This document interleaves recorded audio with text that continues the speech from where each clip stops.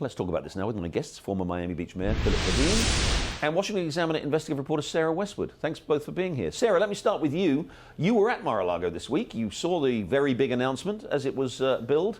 What was your impression? Is this, are we going to do it all over again? Well, you know, I would be really stupid to say that we're not. Been chased enough by the 2016 predictions we all made that didn't come true, that Trump proved us all wrong. But I do think that one thing that really stuck out to me when I was listening to his speech is that I didn't really hear a rationale for his candidacy. You know, last time in 2016 when he launched his campaign, he stood for a bunch of ideas that completely departed from the status quo in the Republican Party. He stood for a movement that was in a lot of ways revolutionary for the Republicans.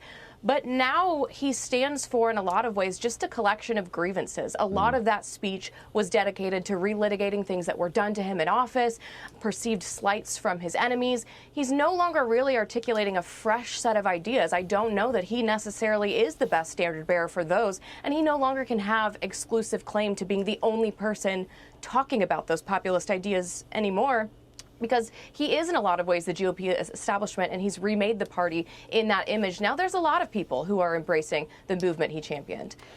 Philip Levine, we all watched with interest President Trump, former President Trump this week, and obviously we're aware of what happened in the midterm elections last week. As Sarah says, does he have anything new to offer now, or do you think maybe it is time to move on? I think the problem for former President Trump is this. We didn't have a red wave across the country, but we had a red tsunami in the state of Florida. Right. And I believe so goes Florida, so goes the nation, specifically as it comes to the Republican Party. Because think about it, Florida is everything. The North is the South is the North, the West is the Midwest. Ron DeSantis won by 19 points. Yeah. That's unprecedented. He took Dade County, which was a Democratic county.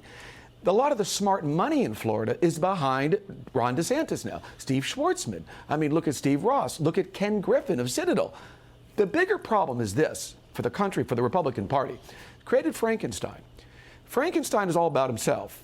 He is not going to not be on that ticket if he does not win that nomination. He will run as an independent and become the Ross Perot in 24.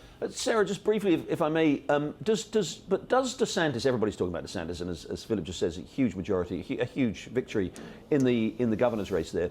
But does he have Trump's ability, do you think, to channel and articulate the concerns, the views of ordinary people, which Trump, you know, for whatever else you may think about him, did brilliantly? Does DeSantis have those skills?